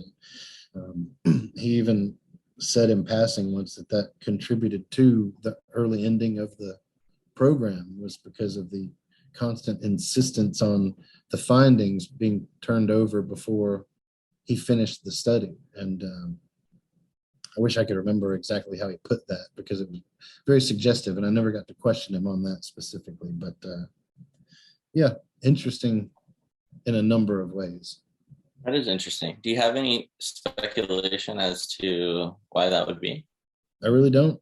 It makes me wonder, was there an interest in DMT outside of the psychotomimetic model, a solution to that, resurrection of that? Was there already an interest in certain quarters of Freemasonry into DMT because of its connection with Acacia and because of our history of its use in Freemasonry, which, I feel like I was stumbling on something until I found out Strassman's research was funded by the Scottish Rite. I had the feeling I was discovering something that hadn't been known for a long time. But when I learned about that, I started to wonder. I'm not saying I know for sure, but I did start to wonder, is this something that is known, and just who, and if so, who knows it? And sure. How do you find out that information? And I mean, you'll hear conspiracy theory folks say things like, oh, well, you're just a 32nd degree. That means you don't have the final secrets. And, you got to be a 33rd degree to find out that you're actually worshiping Satan and all those terrible, ridiculous things. And I've known a number of 33rd degree Masons. I've done DMT with some of them. And it was clearly something new they had never experienced that blew their mind. So they weren't saying, oh, this was much like what I went through in the 33rd degree, I like to bring up these little side notes. I thought it was really cool that it was the Scottish Rite was funding a lot of that research. I think we're entering a nice time these days. I like to hope, at least, where the conspiratorial minded folks, whom I love, by the way, and I kind of consider myself a part of that label a little bit. I think that many are coming around to learning more and more. Yeah. But I think many individuals are coming around to learning more and more about Freemasonry, or opening up to having discussions, like we're doing right here. And I think, surprise, surprise, guess what? Freemasons are just people too. And a lot of great people. we don't have to be divisive. And so information like this, I just find interesting. I like to point it out and hope to bring more unity, just, with any kind of division that there may be. Yeah. But Masonry it gets a bad rap, and it has for a long time. And I think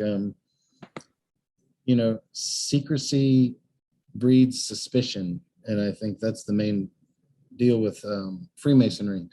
And when we say secrets, it's important, I think, that the public know that when we say secrets, we mean modes of recognition, literally how you get in there, passwords, handshakes, stuff that has nothing to do with the salvation of your soul, the enlightenment of your mind, magic. None of that stuff is a secret of Freemasonry. Secrets are limited to what would get you in the lodge, that would expose you to our actual secrets, which we call mysteries, just like the ancient Orthodox Church calls them mysteries, things that are ineffable. You can't, even if you wanted to explain it, you can't explain it just by explaining it. That there's something about the experience that can only be communicated by going through it. And it's something you'll hear a lot with psychedelics too. People will say, oh yeah, that experience, there's no way I can communicate it. It's ineffable. It transcends language. That concept has long been associated with Freemasonry. We call them the ineffable degrees, which means the degrees associated with the ineffable name, the name of God that can't be spoken. So there's this idea of an experience of something that can't be communicated, that has to be touched in order to really get. So in those mysteries, that's the reason I point that out too, is there are a lot of Masons in the world, and well over half of them don't know what our mysteries are and are just as ignorant as a non-Mason.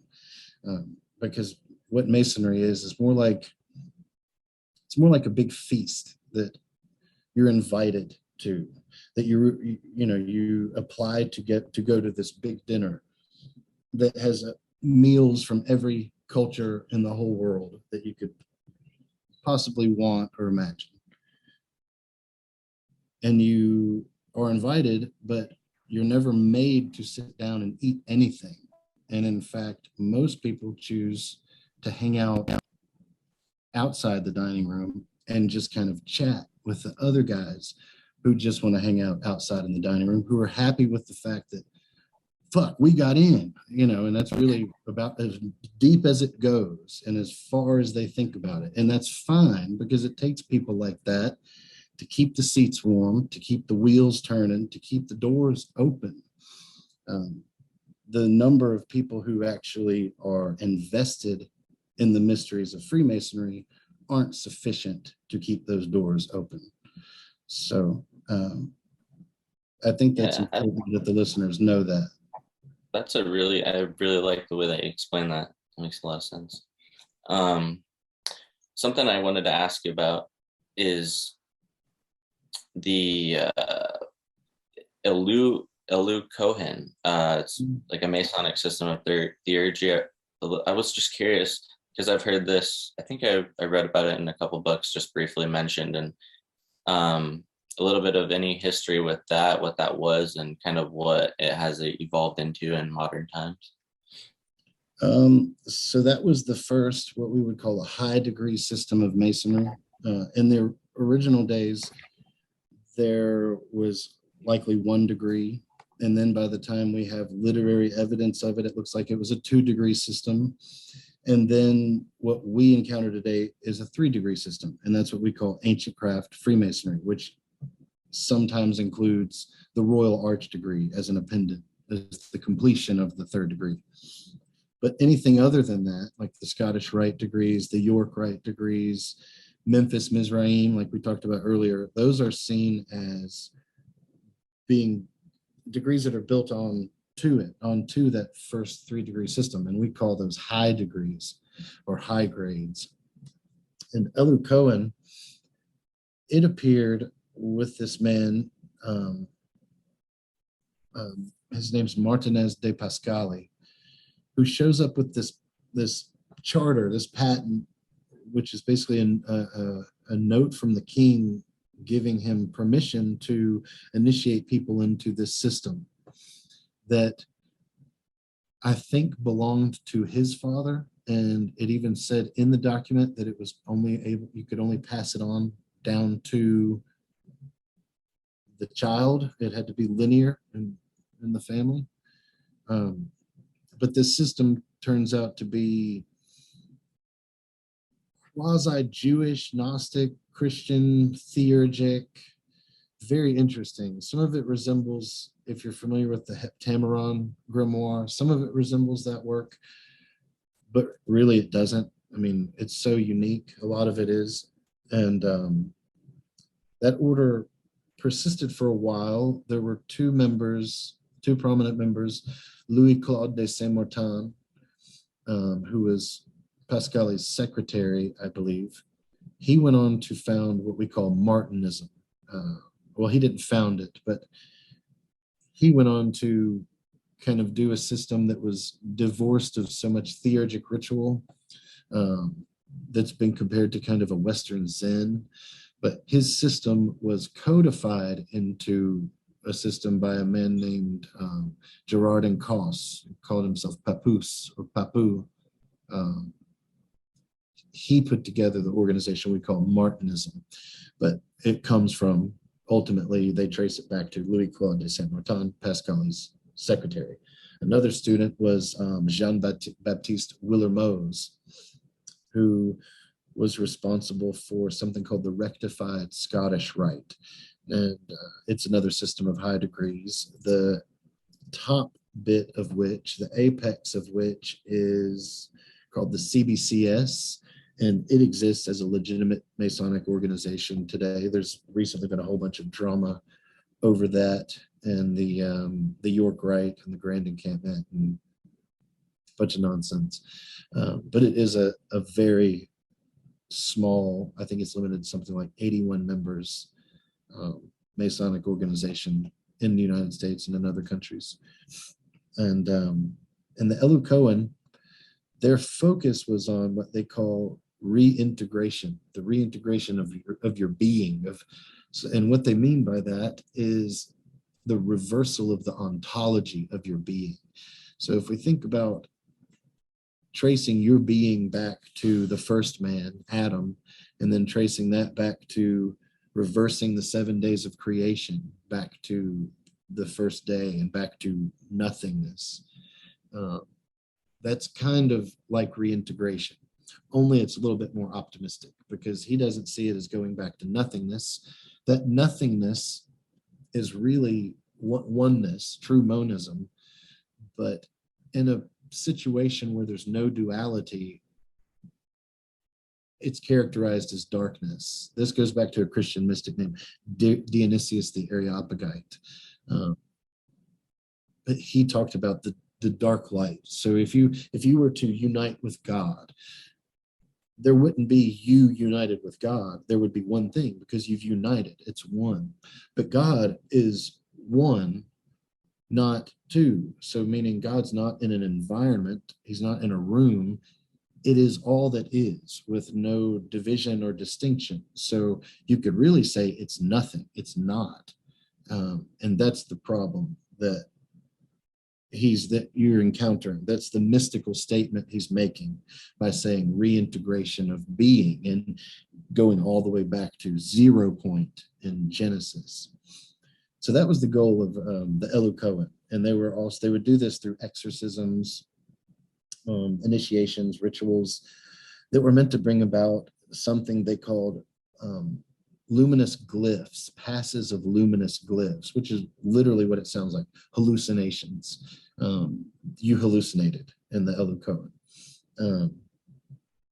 We also know this because in the first initiation, for example, in addition to being given the head of a stag that you had to cut the brains and the tongue out of and burn on a censer, you're also burning loads of henbane seeds, black henbane seeds. Henbane is what was burned according to a number of sources, at Delphi, which would cause the Pythia oracle to go into a trance and utter oracles. It's a hallucinogen. It's similar to Datura, Belladonna, Mandrake. It's in that family of hallucinogens. So the Eleucoan were definitely hallucinating. They had a temple incense that called for black and white opium poppy seeds, and also called for fly agaric spores, which the spores aren't psychoactive, but it makes you wonder, what did they do with the rest of the mushrooms? What did they do with the cats that they got the spores from? So we know that they were certainly inhaling fumes of the henbane seeds. So you'd see these luminous passes, and that would be an indication that you were ready for the final experience, which was an encounter with la chose, the thing. It was never described beyond that. If you described it back to a person who had experienced la chose, they would be able to say, yes, that's la chose, but you could never just describe it. It's ineffable, just like we talked about earlier. And a person who had experienced this was given the final initiation in Eleucoan called Ro Croy, not Rose Croy, but Ro Croy, meaning Red Cross. And it's thought that this was the inspiration for the Rose Croy degree that we see in the Scottish Rite, which was, according to a number of sources, written in part by Jean-Baptiste Willer-Mose, the guy who was in Eleucoan. I think you're muted. Oops, sorry about that. Sorry. I was just saying, wow, thank you. That actually provided a lot of interesting information, because it was like more of a mysterious one that I was just very curious about. And I did have this interview with I don't know if you're familiar, David Hyam Smith, but he definitely elaborates in an amazing way on that, like the nothingness and the luminosity of being, and that kind of limitless open freedom. And he describes all that stuff in a really amazing, wild way. They call it negative theology, or apophatic mysticism, versus cataphatic mysticism. Cataphatic meaning the energy has been brought down into a statue or a talisman. So it's something you can look at. Cataphatic mysticism would be like an Orthodox Christian praying to an icon, whereas apophatic mysticism is approaching God through negations. So instead of saying God is good, if you say God is good, then you've just placed a golden cage around God that limits God to goodness and does not allow God to encompass both good and bad in his fullness, which transcends both of those opposites. So negative theology focuses on saying what God isn't, what God can't be. It's not that. You see a similar process in the East where they say, nati, no, it's not that, not that. They're not talking about God, though. They're talking about the mind and the student, the Shayla who's going through the initiation. They're saying, you're not that, you're not that. And they include the body. They'll point at the body, you're not that. And they'll point at a picture of the parents, not that. They'll point at a picture of the country and the planet, and not that. I love that. Yeah.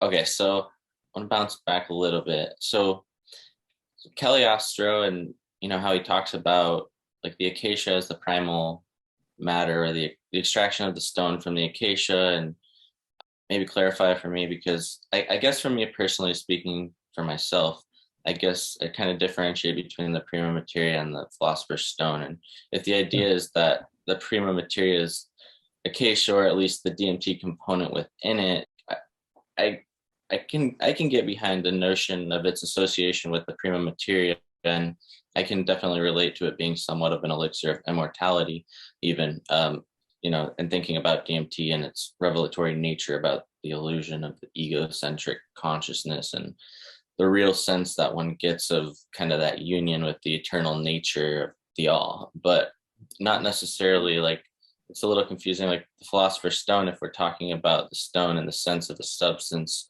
of like physical transmutation as well, because unless the powdered substance of the DMT crystals can transmute lesser metals into gold in some way in the physical as well, then it doesn't, for me, seem in alignment with that kind of like hermetic axiom of as above, so below, as within, so No, that's a without. good question. The as above, so below comes in here because in this lineage of alchemy, it said that with the perfection of the stone, so too is the alchemist perfected. So it's almost like a fractal situation happening. But just because you perfect the stone in a retort, why would that cause any change in you that was beyond psychological unless you took it, unless you ingested it afterwards? Because they don't just make the stones, we ingest them. That's what happens after you make a stone or an elixir or a tincture. It never stops at just, oh, I've got the bottle and I keep it and that's how I do my thing. You take it. It's taking it that causes the synchronization of the perfection of the stone with the perfection of the alchemist at the same time. Now, the prima materia is the raw substance. It's what you find in nature. Anytime you look in an alchemical text, when it's talking about the prima materia, it's found raw in nature. The prima materia is the secret substance that's only revealed to initiates. And this is what Cagliostro says, why it's secret. He says that's why I can only tell you because you're a Mason. It's been revealed to you. But I'm telling you, this is the prima materia. So he's saying that this is the revealed information, is what the prima materia is. Most alchemists, you'll read alchemists that will come up with any number of things that they think the prima materia is. If they find a prima materia that they can put through a process and get a useful result, that's how alchemical traditions are created. But that doesn't always answer to the problem and solution, the solution to the problem presented in the manuscript by the person who wrote it. You know what I mean? They're speaking in metaphors. Any number of solutions could apply. But in this case, in Cagliostro's tradition, he's saying the prima materia is the acacia. And by putting it through a process that he equates with the perfection of the ashlar in Freemasonry. So in Freemasonry, we have this symbolism of when a person is first brought to Masonry, they're a rough ashlar, a rough stone. But through Masonry, they're made into a perfect ashlar, or perfect cubical stone. He uses this Masonic language as a metaphor, saying, if you take the acacia, that's your rough ashlar, and you put it through an alchemical process, that's the Masonic degrees, then it will give you a cubical stone, a perfect ashlar. That's an initiated person. So we see here again, the process of the lab mirrors the process of the initiate in the lodge. The lodge is now a lab, now a retort, an alchemical vessel. So once we put it through that process, which removes all of the dross, all of the superfluous material, which is what they say in the Masonic degrees, it removes the superfluous material from the stone that keeps it from being cubical. Once we remove all this stuff from the acacia, what's left is a cubical stone, the perfected salts, the extracted crystal. That's the philosopher's stone. Now, the philosopher's stone, if we were to put that on copper, it's not going to make it gold. It's not going to make it silver because it's a metaphor. What it will do is it'll transmute base consciousness into illuminated consciousness or enlightened consciousness, which is where we get lead, the dull metal that won't polish, that always is tarnished, to gold that actually won't tarnish, that you can actually clean. It'll tarnish, but it won't patinize like copper will. It won't corrode. It won't rust like iron will. So we end up with, and that's where we get the illuminated imagery, the gold being illuminated, AUR, being a word that's related to, a root related to both gold and light. It's an old idea. But you are the base metal that's being transmuted into a higher metal. The notion of transmuting actual metals into other metals is a fallacious notion. Now, modern science, modern physics, I'm sure has arrived at a way to do this. I've heard they have, but ancient alchemy isn't modern physics, no matter how bad you want to project to that. Not only you, but I've met many persons who want to project modern chemistry into ancient alchemy, and that's simply not the case. They're two different domains. One is concerned with atoms. The other is concerned with things like Platonic forms. They're completely different ends of a spectrum. So does that answer your question about how the two domains mirror one another? And definitely. I think I could definitely get behind that, especially in terms of like the metaphorical implications. And I think terminology, of course, over time, it can cause also confusion. And maybe I'm talking a little bit about a separate thing, sort of like, given my research and my understanding as limited as it is, my mind has been blown over and over in other ways with what is possible. And I definitely don't think it's preposterous. And I think it's absolutely possible for there to be a substance, and you can call it whatever, like a substance that could be created to result in a transmutation, or maybe not even a substance, but a process, or perhaps processes that could achieve an accelerated growth and or production of gold from the correct material substances under the correct conditions. And I'm talking aside from, particle accelerators and all of that. But I don't know, that may be just me, and that may be my mind and where I go with that. But you're not wrong. I'm just saying that that's not what these guys were preoccupied with, and they use the same language. So when you see Cagliostro and Melissino using language like transmutation of lead into gold, that's absolutely not what they're preoccupied with, and they tell us that in the degrees, because they say. And I think that's super important to point out too, because obviously that's been confused for a lot of people throughout time.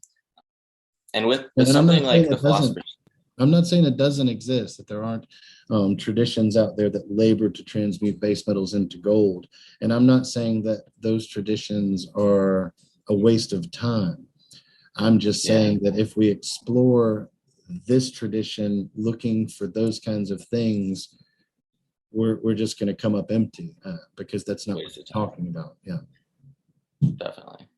And in terms of value, it's probably a lot more valuable in this line that you're speaking of versus the gold. I just do think it's fascinating what is possible. And I am curious, like, in researching the Philosopher's Stone and looking through like various references, I'm sure that you've maybe noticed patterns or differences, and going into it, did you have any preconceived expectations when you were like going into it, what you were going to find?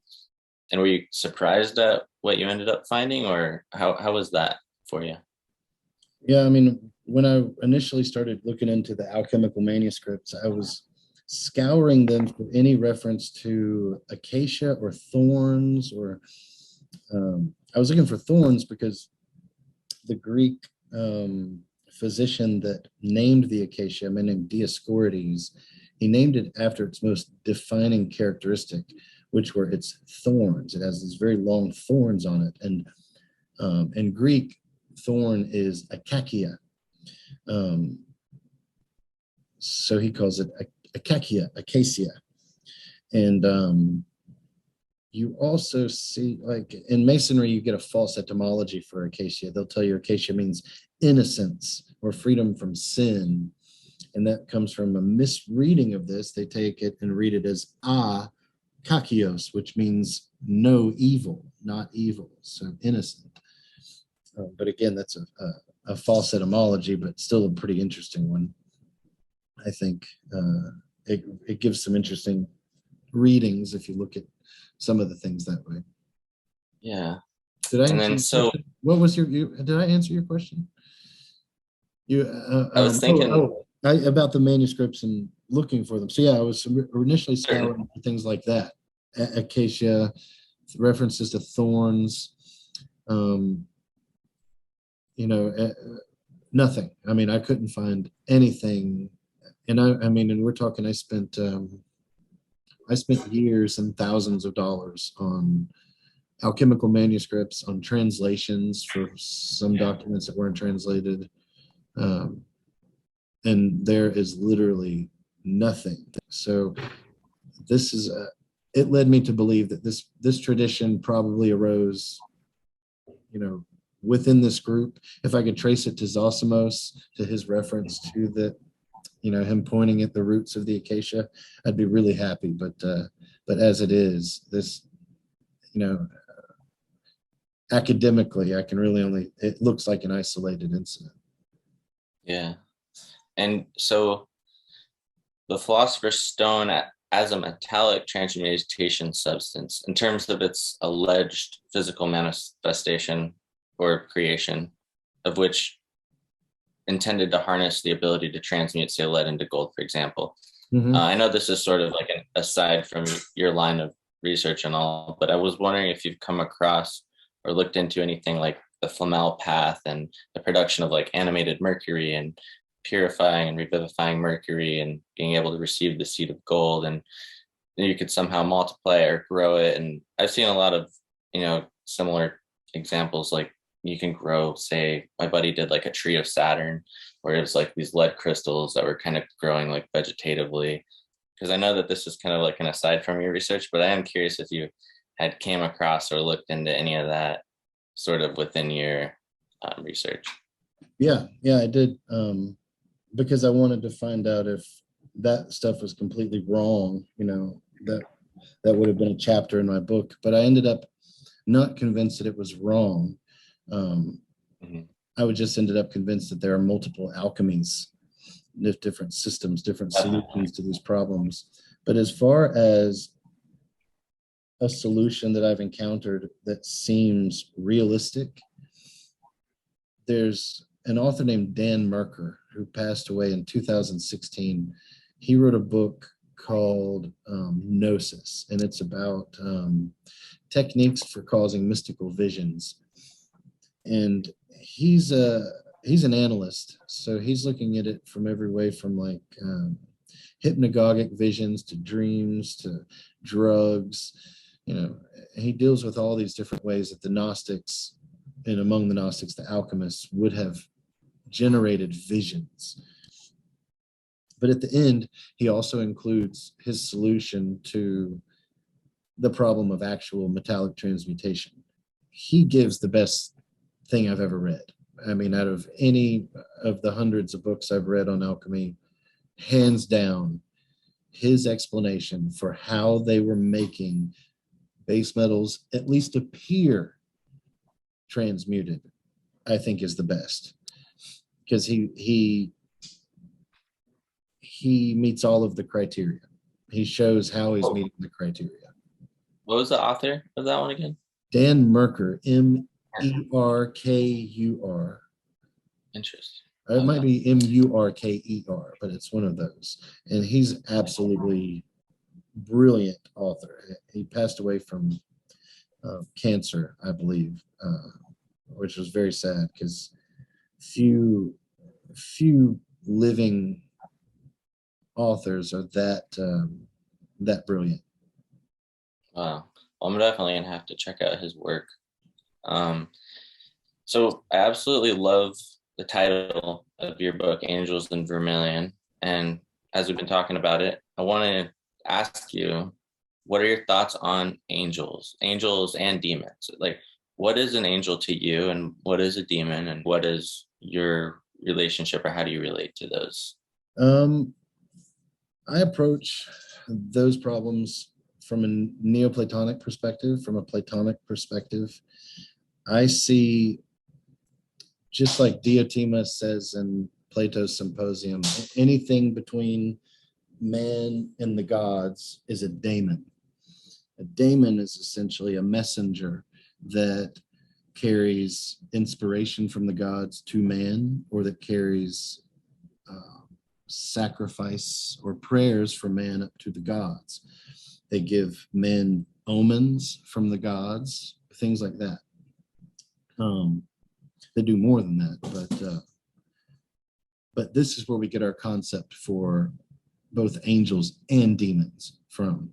They're called daemons, which was demonized into demons later, but it encompasses angels. And angels are a higher class of daemons that are below the gods, but they're not. Most people think angels are limited to the Christian, Judeo-Christian tradition. They're not. You can look in Iamblichus's De Mysteriis, where he's classifying the hierarchy of entities, and he's got angels, archangels in there, and he's got daemons in there. So all of angels and demons I see as classifications of daemons. A demon, an evil daemon, in Plato's universe, there's nothing evil. There's only something that does not participate in the good. So the hierarchy of beings that constitute divine beings are good beings. So an evil daemon, from this perspective, is a daemon that would appear to be evil from our perspective because of its actions. In the Neoplatonic system, these actions are things like keeping us in our body. So let's say you wanted to have an out-of-body experience. Well, that's an experience usually that dead people have. Daemons work, evil daemons, what we would call evil daemons, work very hard to keep your body, your soul in your body. That doesn't sound very evil at all, right? It helps us have this experience here on this planet and interact with other people who are being bound to bodies so that we can have some sense of self and other, which would be very difficult without being bound to bodies. So the evil, what people call evil daemons, are perceived as evil because of their actions. And angels, I think similarly. But the actions of angels are the opposite, to liberate us from the bonds that are necessarily imposed by what we would call demons. So an angel is something, a daemon, that is concerned with escorting you up, back up to the one, what we called reintegration with Pascali. An angel is concerned with reintegration of your being. A daemon is concerned with keeping you incorporated in a body. That's my understanding of it. Damn, I love the way you articulate these things. You do such a good job. And this is a good segue into, you have a new book coming out that sounds pretty awesome. Homer and the Heart of Theurgy. That's right. Foreshadowing of a ritual tradition. Maybe you could give us a little sneak preview or maybe touch on that a little bit. Sure. That's a tentative title. It might be that title. We might change it. But that's the working title of the manuscript. It's coming out with Inner Traditions, hopefully this year, but if not, it'll be early next year. And it's just like the title says, it's on the topic of theurgy, which is it's a ritual tradition that arose in and around the 2nd century AD, around the same time Zosimos was operating. And it's a process, just like we said with Pascali, of reintegration of beings. So it's characterized as trips through the heavens, ascension through the heavens into what's called the Ogdoad, which is the realm beyond the 7 heavens of the planets, beyond the realm of causality, and finally uniting with God, with deity. The monad is what it's called in Neoplatonism. And then after this, eventually returning back down and reincorporating. And this is seen as a necessary process in Neoplatonism, because this is how the bottom of creation maintains contact with the top of creation. We're constantly going up and down and bridging this gap in the similar way that daemons bridge this gap, but we bring it all the way down to the bottom. Man is the final link in this chain of being descending from God. So in this document called the Chaldean Oracles, which we mentioned earlier, that was written by this father-son team of magicians called the Giuliani. They're both named Julian, and it's essentially taking the metaphysics of Plato's Timaeus, and it turns it into a theology, into a religion. And this was particularly interesting to the Neoplatonists, who saw it as something of a holy book, as a set of scriptures. And they actively incorporated this concept of theurgy into their philosophy. And if you say take philosophy class or even major in philosophy, you'll learn about Plato, you'll learn about the forms, but very rarely do you learn about the Neoplatonists. And even when you touch on the Neoplatonists, no one ever talks about the facts that they were doing rituals that involved, drugs and out-of-body experiences and things that would look like yoga and chanting and magical rituals that most people would think looked as far from philosophy as you could possibly get. And yet they were calling this the apex of philosophy, saying that, this discursive discourse that we do can only get us so far. And that once we reach that limit, the next thing is to take up ritual and to ritually ascend to the highest spheres. But the problem is, in all of those Neoplatonic and theurgic texts, they never really spell out what that ritual looks like or how it would play out. The closest we get is Iamblichus, but what he does is point out examples from other religions that are theurgic, but never a religion that would be a theurgic ritual. So I was really digging deep, trying to figure out what this would look like. And the only two examples I found that were really the keys to the theory and praxis of theurgy, which come from Porphyry and Proclus, respectively. One lays out a theoretical what this ascent would look like and why it should happen. The other lays out how you make that ascent happen and how to do it, the theory and the praxis.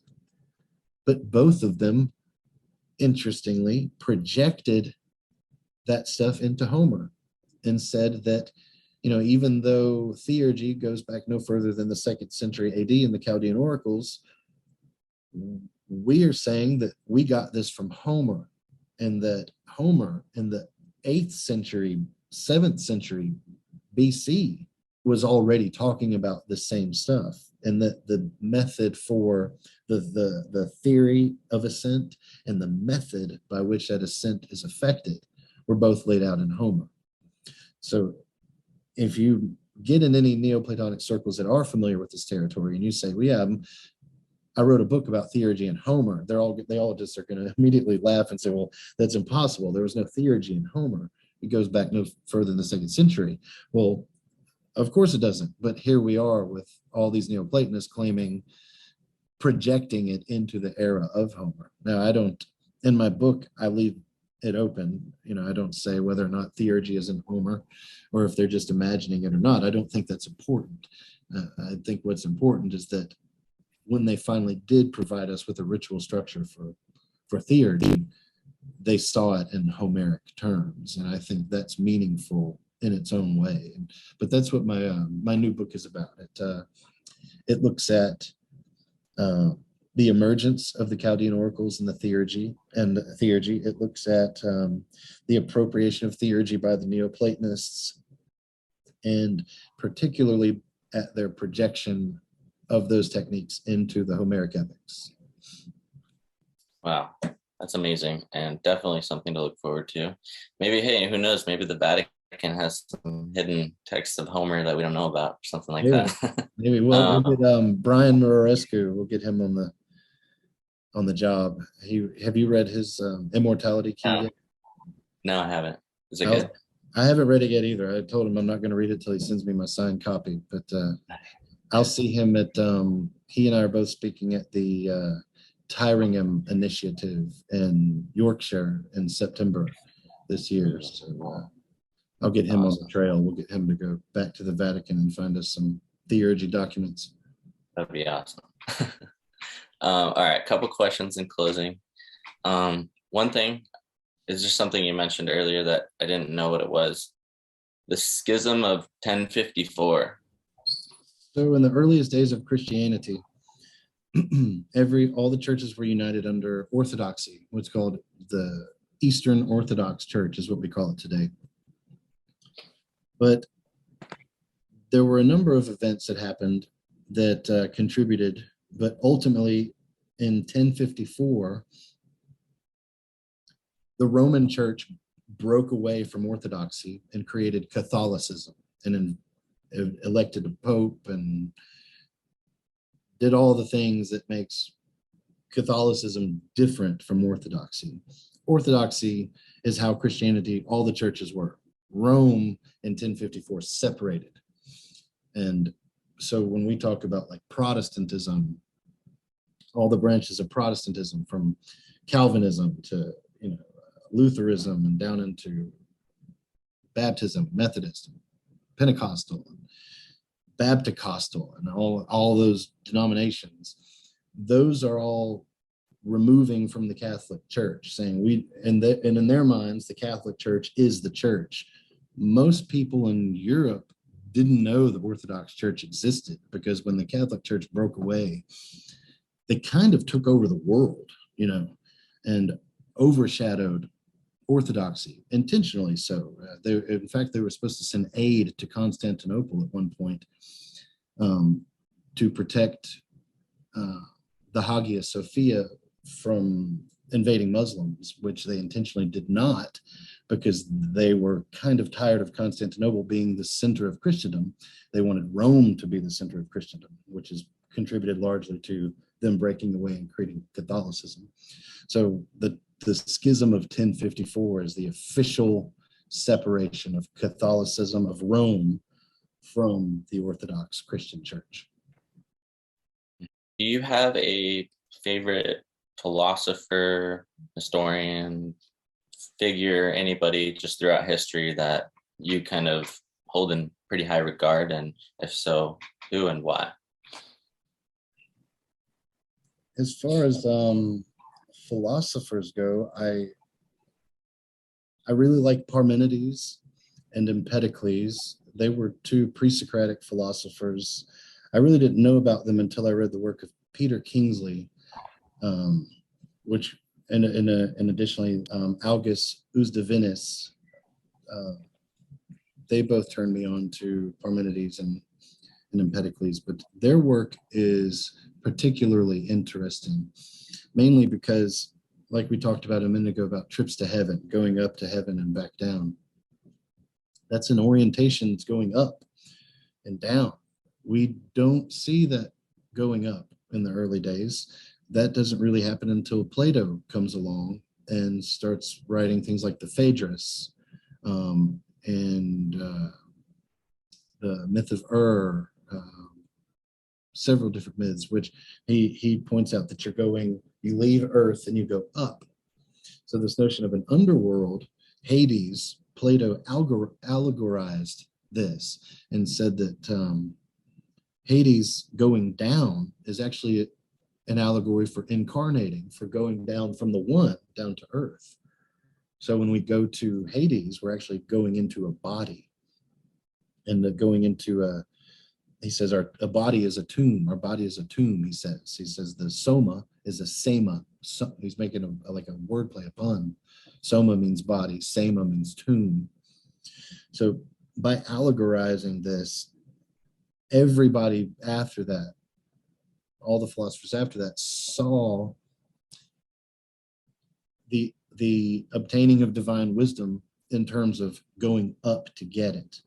Well, before that, we had people like Parmenides and Empedocles who saw divine wisdom as existing in the underworld, and Hades, going into the underworld and the realm of the dead, ruled by this goddess of the dead. And I'm particularly fascinated by that, mainly Parmenides, because before Parmenides, we're in an epic world. Everything is mythology and epic poetry, and the world turns on myth, on mythos. But Parmenides goes to the underworld and obtains this message from a goddess that he brings back that introduces logic to the rest of the world. Logos. He changes mythos to logos. Reason. So we take things like reason and logic for granted. You look at something, and if it's not reasonable, you just automatically know it's not reasonable. But it appears that things weren't always like this. you looked at something and it conformed to a myth or it didn't. If it conformed, that would have been close to what we think of reasonable. But he introduced this notion of reason, of things being based on an internal criteria of a unseen kind of focal point, like a reference point, a very abstract kind of a notion. But he claims to have gotten this by going to the underworld and getting it from a goddess. Very unreasonable means of obtaining the mystery of reason. So the whole Parmenides thing to me is extremely fascinating. I love all this stuff, man. I could literally talk to you all day. You're fascinating. We'll do this again. Definitely. Are there any additional like thoughts or notes that you want to leave the audience on in closing? No, if keep an eye out for my new book, tentatively titled Homer and the Heart of Theurgy. Should be coming out this year with Inner Traditions, but if not, we'll see it next year. If you want to keep up with interviews, lectures I post and things like that, most of them I post on my author page on Facebook. And yeah, anybody has any questions, feel free to email me at alchemically.stoned@gmail.com. I love to nerd out on all this kind of stuff. So anybody, hit me up. Let's talk. All right. This has been excellent. I hope the listeners do check out your books, and I appreciate you and your time. So thank you, and until next time. It was a blast.